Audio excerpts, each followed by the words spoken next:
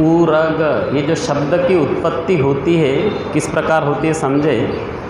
ऊर यानी क्या होता है, ऊर यानी छाती होता है, ऊर यानी क्या होता है छाती। ग यानी जाता है, छाती के बल पे जो जाता है, तो छाती के बल पे कौन जाता है, सांप। तो सांप को ऊरग बोलते हैं, सांप को क्या बोलते हैं, ऊरग। भगवान जैसे कोई बुद्ध बनता है तो ऐसा कभी नहीं होता कि पैदा हो गए और हो गए बुद्ध, उसमें कितने ही जन्म लेना पड़ता है, गिनती नहीं। और बोधिसत्व रहना पड़ता है। क्या रहना पड़ता है, बोधिसत्व। तब एक समय भगवान बोधिसत्व के रूप में किसान के कुल में पैदा हुए, किसान के कुल में घर में पैदा हुए। और उनके पास केवल 5 लोग रहते हैं। कौन रहते हैं, पत्नी रहती है, पुत्र रहता है, पुत्र वधू रहती है, एक पुत्री रहती है और दासी रहती है। 5 ही परिवार में लोग रहते हैं। जो बोधिसत्व होता है वो क्या करता है कि स्वयं भी धर्म का जीवन जीता है, दूसरों को भी बोलता है तुम भी वैसे ही जीवन जियो। तो वो बोलते हैं कि जो जन्मता है मरता है, इसमें रोना नहीं, जो अनित्य है, जो बदल रहा है, तो संसार में अनासक्त रहो, आसक्त मत हो, ऐसा वो उपदेश करते हैं। तो एक दिन पुत्र को लेके वो खेत में गए और स्वयं हल चला रहे, और पुत्र को बोले तुम ऐसा करना कि कूड़ा करकट इकट्ठा करना। तो वो कूड़ा करकट इकट्ठा करने लग गया, उसमें से एक सांप निकला, डसा और वो वही मर गया। ये बोधिसत्व हैं। तो उन्होंने क्या किया, लकड़ी वकड़ी इकट्ठा की और लाश को, चिता को उसके ऊपर रख दिया। लेकिन रोना गाना कोई नहीं, पुत्र मर गया तो भी। और घर में खबर भिजवाई कि तुम ऐसा करना, हमारे परिवार के सारे लोग आएंगे।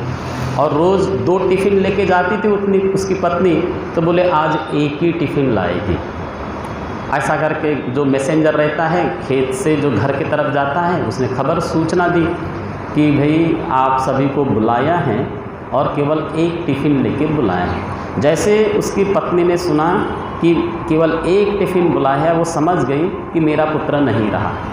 लेकिन उसने भी रोना गाना नहीं की, सारे के सारे लोग आ गए, खेत में आ गए, लाश को रखा। अब जलाने की बारी है, लेकिन रो कोई नहीं रहा, न पिता रो रहा है, न माता रो रही, और बहन रो रही, पुत्र वधू भी नहीं रो रही, दासी भी नहीं रो रही। ये सब देख के देवताओं का राजा इंद्र, उसको आश्चर्य लगता है।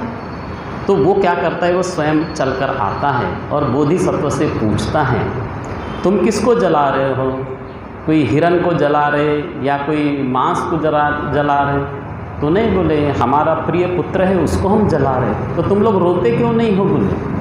तब ने बोधिसत्व ने ये गाथा कही, उरगोवत जंगिन्नं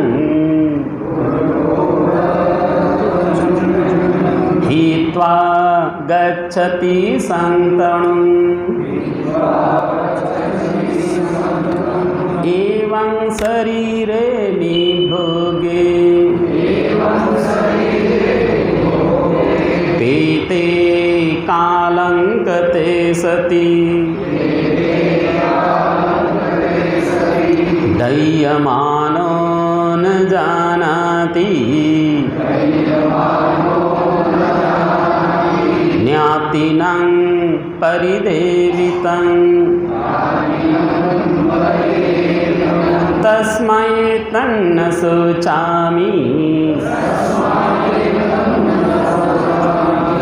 गतोऽसु तस्या गति। जिस प्रकार सर्प अपनी केचुली छोड़कर चला जाता है, इसी प्रकार ये प्राणी शरीर को छोड़कर चला जाता है। इस प्रकार भोगहीन शरीर के काल कर जाने पर, मर जाने पर जब उसे जलाया जाता है तो वह रिश्तेदारों के रोने को नहीं जानता है। इसलिए मैं इसका सोच नहीं करता हूँ, वह जो उसकी गति होगी वहाँ गया।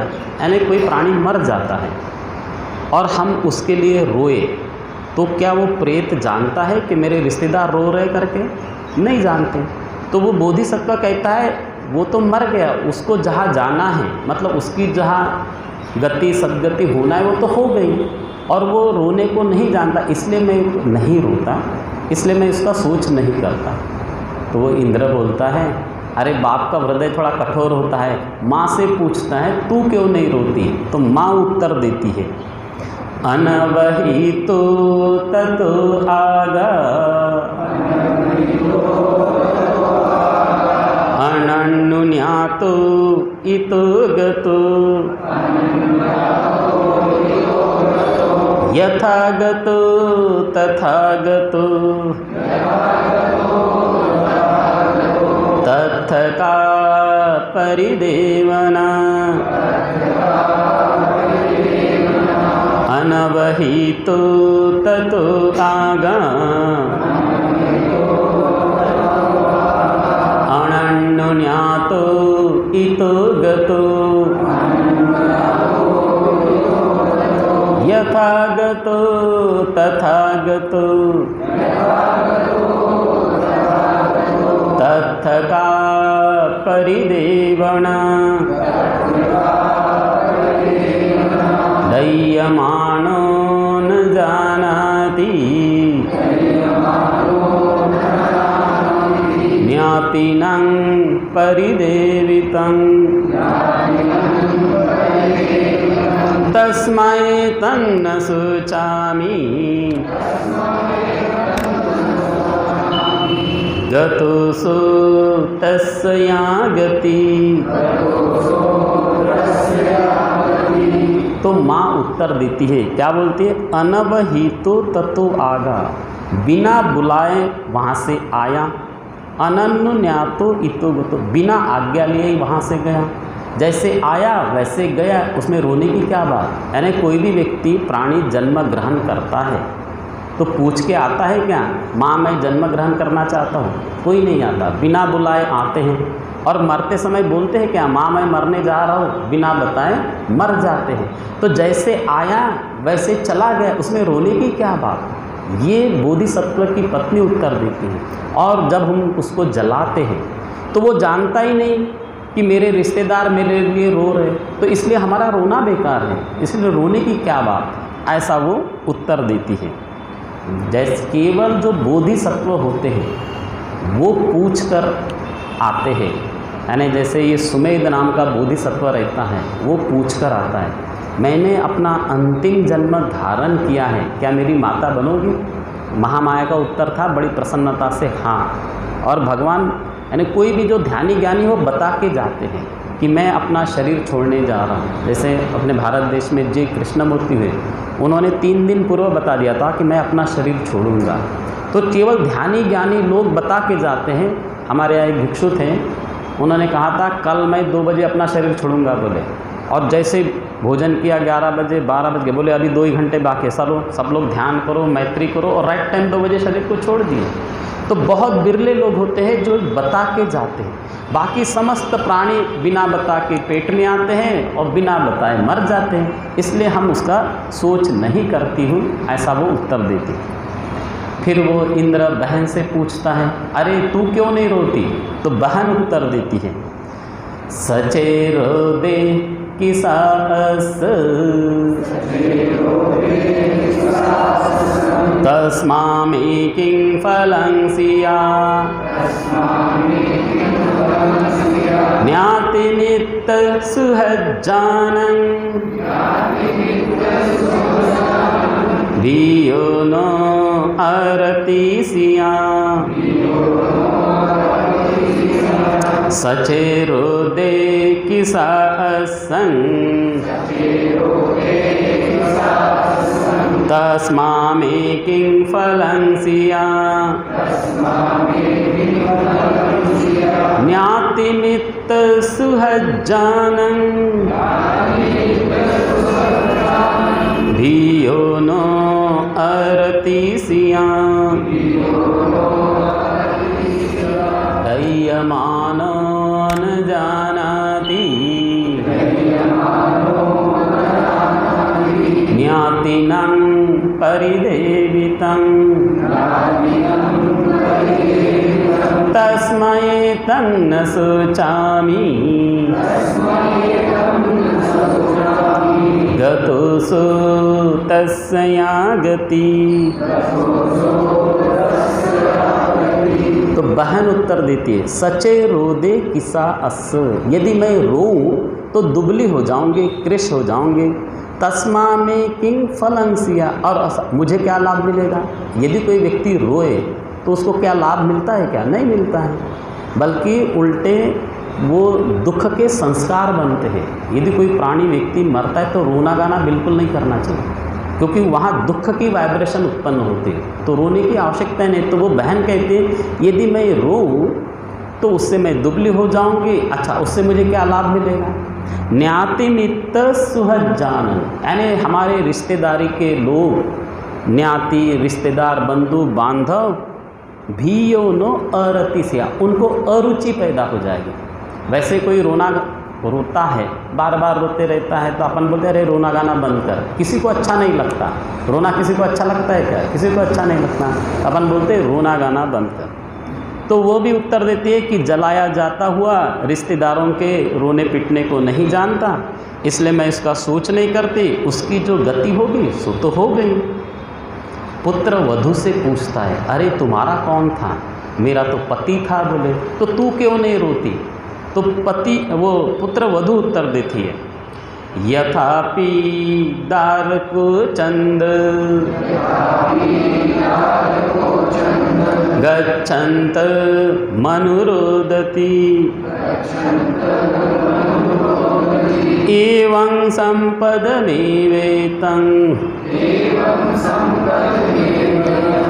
योपेतमनुशोचति यथापि दारको चंद गच्छन्त मनुरोदति एवं संपदमेवेतं योपेतमनुशोचति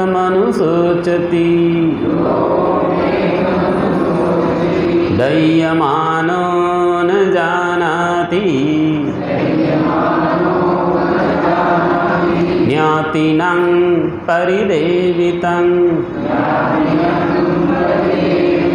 तस्मै तन्न शोचामि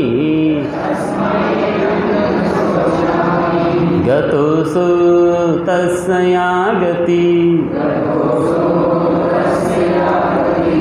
यथापि दारको चंद, दारक यानी बालक होता है। जैसे बालक, छोटा सा बालक रहता है, वो रोता है, काय के लिए रोता है? हमको चंदा मामा चाहिए, चंदा मामा चाहिए। तो आने वाला है क्या मिलने? उसका रोना बेकार है, चाहे वो दिन रात रहे।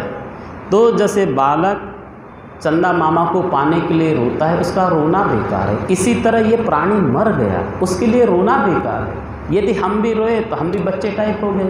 तो ये उत्तर देती है पुत्र वधू।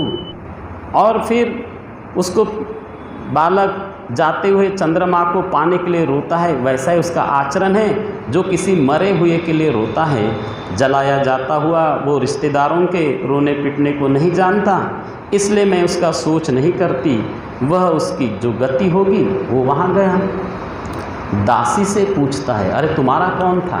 तो बोलते हैं मेरा तो स्वामी था। तो तुम्हें मारता पीटता था? नहीं। बोले मारता पीटता नहीं था, बहुत अच्छे व्यवहार करता था।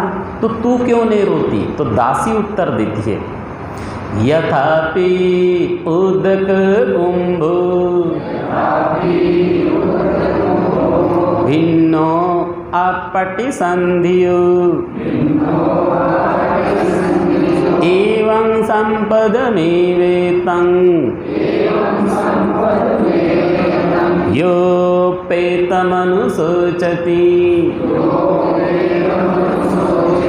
दह्यमानो न जानाति ज्ञातिनं परिदेवितं तस्मै तन्न शोचामि गतोऽसौ तस्या गति।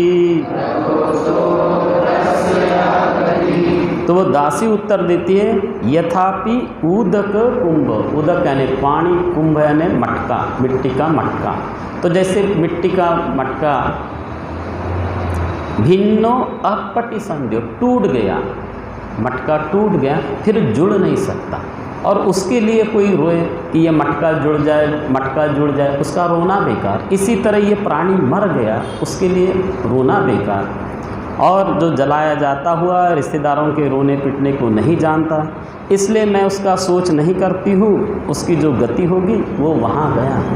तो इस प्रकार ये हमने जातक में से लिया है कि हम लोगों ने जातक पढ़ना चाहिए कि जब वो बोधिसत्व रहते हैं कैसे अपनी 10 पारमिता पूर्ण करते हैं, कैसे लोगों को धर्म का उपदेश करते हैं कि धर्म के अनुसार आचरण करो। ये सारा का सारा जातक में दिया।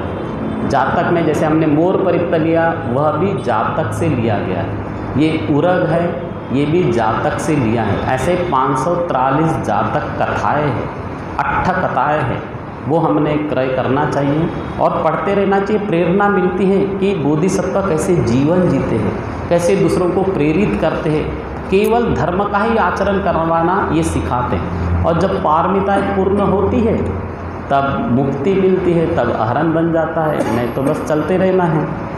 तो कितना बच गया,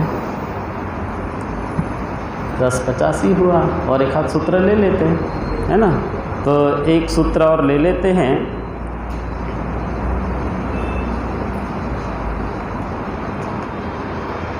तिरोकुड्ड सूत्र लेते हैं, 140, पेज नंबर 140। फोटोकॉपी नहीं है उपलब्ध, मोबाइल में आप ग्रुप में डाल सकते हैं और वो तिरोकुड्ड सूत्र आपको मिल जाएगा।